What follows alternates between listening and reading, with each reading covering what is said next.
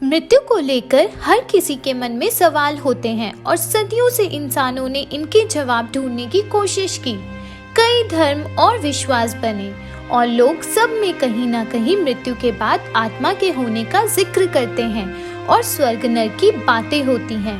जब भी हमारा कोई दोस्त या अपना घर का कोई सदस्य मरता है तो हम अक्सर यहाँ सोचते हैं कि अभी वो कहाँ गए होंगे, या ऐसे ही बैठे बैठे कभी याद आती है तो हम सोचते हैं क्या वहाँ अभी भी हमारे आसपास है, हमें सुन रहे हैं, या फिर दूर आसमान में तारा बन चुके हैं, या कहीं है ही नहीं, या मृत्यु के बाद सब खत्म हो जाता है।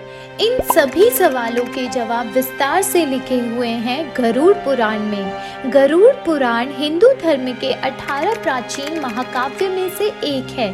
वैष्णवी साहित्य का एक भाग है और भगवान विष्णु और गरुड़ के बीच मनुष्य जीवन के अर्थ को लेकर वार्तालाप के रूप में लिखा हुआ है। गरुड़ पुराण में मृत्यु के बाद जीवन, अंतिम क्रियाक्रम और पुनर्जन्म जैसी बातों पर विस्तार से चर्चा की है। इसलिए हिंदू धर्म में इंसान की मृत्यु के बाद आखिरी क्रियाकर्म के समय इसका उच्चारण किया जाता है। हमने आपके लिए गरुड़ पुराण से खासकर इन्हीं सवालों के जवाब ढूंढने और इस वीडियो में बताए हैं। आप इसे ठीक से समझने के लिए अंत तक जरूर देखें और सब्सक्राइब करना ना भूलें, क्योंकि हम ऐसे जीवन से जुड़े रहस्यों पर वीडियो बनाते रहेंगे। तो चलिए फिर शुरू करते हैं। मृत्यु के ठीक पहले, मृत्यु के दौरान और मृत्यु के बाद क्या होता है, यहाँ गरुड़ पुराण में अच्छे से समझाया गया है। जब एकदम से कोई इंसान की मृत्यु होती है तो हमारा रिश्ता उनसे टूट जाता है और अक्सर हम यही कामना करते हैं क्या हम उनसे फिर से मिल पाएंगे या हम उनसे बात कर पाएंगे। असल में मृत्यु एक बहुत ही इंटरेस्टिंग प्रक्रिया है और यहाँ कुछ भागों में पूरी होती है, जो कि इस तरीके से है। नंबर 1, अर्थ सोल चक्रों से डिस्कनेक्शन। मौत से लगभग 4 घंटे पहले इंसान के पैरों के नीचे स्थित अर्थ सोल चक्र अलग हो जाते हैं, जिसका मतलब है धरती की सतह से इंसान का संबंध टूट जाता है।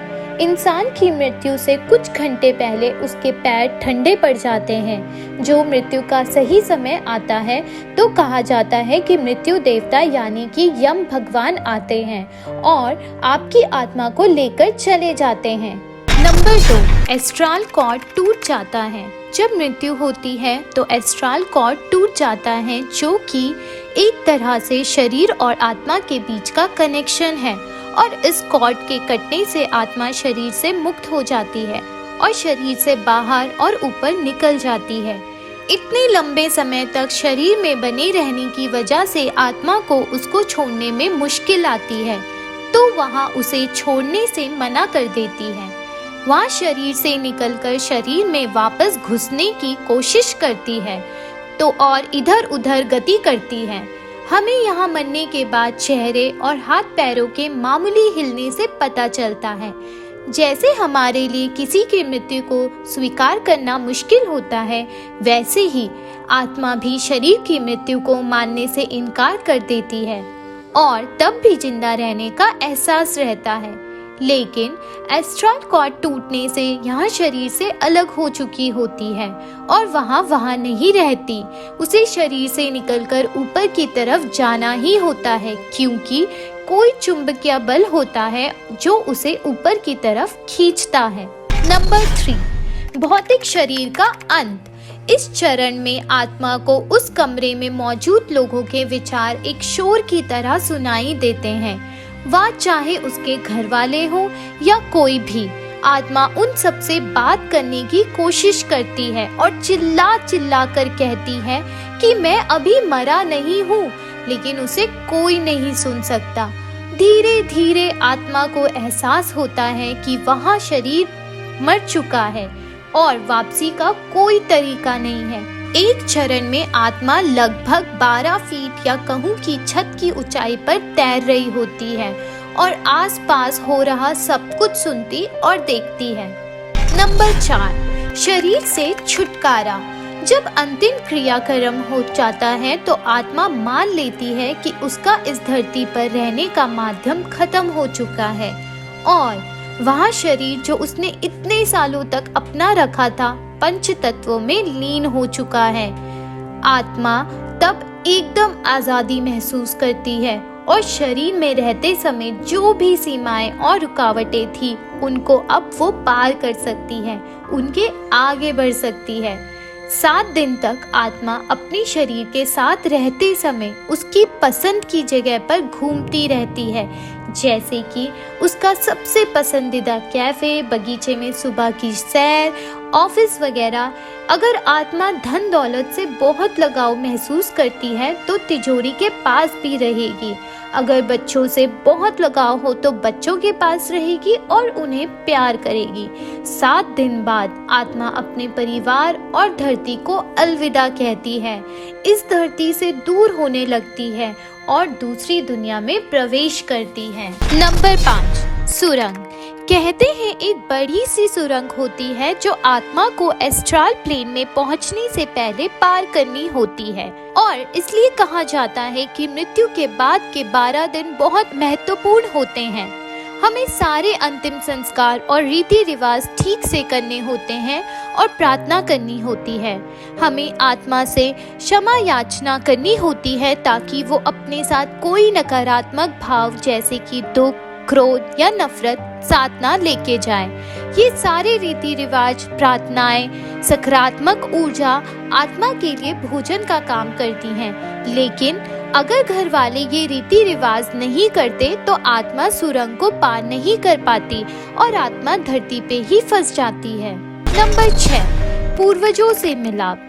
मृत्यु के बाद 11वें और 12वें दिन हिंदू सभ्यता में लोग हवन, प्रार्थना और रीति रिवाज करवाते हैं, जिससे आत्मा अपने पूर्वजों, नजदीकी दोस्तों, रिश्तेदारों और मार्गदर्शकों से मिलती है। नंबर 7, जीवन का सार। यहाँ पर कोई जज नहीं होता, ना ही भगवान। आत्मा खुद ही अपने जीवन की समीक्षा करती है, जैसे पूरी जिंदगी वो दूसरों को जज करती थी। आत्मा अपने साथ हुए बुरे के लिए क्रोधित होती है और बदला लेने की इच्छा रखती है। अगर उसने किसी का बुरा किया है उसके लिए पछताती है और खुद उसके लिए सजा मांगती है। फिर ये फैसला उसके अगले जीवन का आधार बनता है और आत्मा अपने अगले जीवन के लिए रूपरेखा तैयार करती है। हर घटना और मुसीबत जो उसे झेलनी होगी और हर चेतावनी जिसका सामना उसे करना होगा एक अग्रीमेंट में लिखी जाती है। यहाँ तक कि आत्मा उम्र, व्यक्तित्व भी खुद चुनती है। मान लो उसने पिछले जन्म में कुछ गलत काम किया हो और मरने के बाद जीवन की समीक्षा करते हुए उसे बहुत पछतावा हुआ और उसकी सजा खुद को देने के लिए आत्मा अगले जीवन में खुद को दर्द देती है। इसलिए कुछ गलत करने पर किसी को माफ करना और किसी से माफी मांगना बहुत जरूरी है और हमें अपने जीवन में इसे अपनाना चाहिए। विचारों और भावनाओं को शुद्ध रखना चाहिए क्योंकि हम उन्हें मृत्यु के बाद लेकर जाते हैं। नंबर 8, पुनर्जन्म। अग्रीमेंट में जो चुना है उसी हिसाब से हम जन्म लेते हैं। हम खुद ही अपने माता पिता चुनते हैं और गर्भ में या तो एग फॉर्मेशन के समय या चौथे 5वें महीने में एंटर कर जाते हैं। हमारे जन्म और स्थान से हमारी कुंडली बनती है। तो दोस्तों, किस्मत खराब या ग्रहों में दोष है ऐसा नहीं होता, बल्कि ये हमारे अग्रीमेंट का हिस्सा है।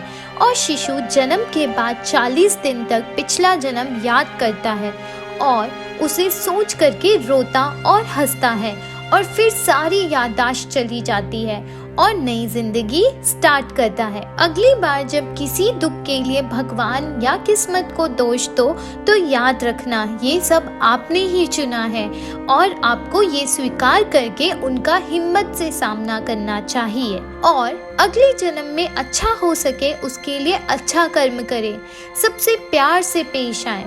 आपके घर वाले, दोस्त या कोई भी जीवन में आता है वो बस अपना कैरेक्टर प्ले कर रहे हैं जो फिल्म आपने लिखी और डायरेक्ट की है। इसलिए हम कभी मरते नहीं हैं, ये सफ़र चलता रहता है। क्या आप इस तरह के और फैक्ट्स में रुचि रखते हैं? तो कमेंट करके हमें ज़रूर बताएं और अपने दोस्तों से ये वीडियो ज़रूर शेयर करें।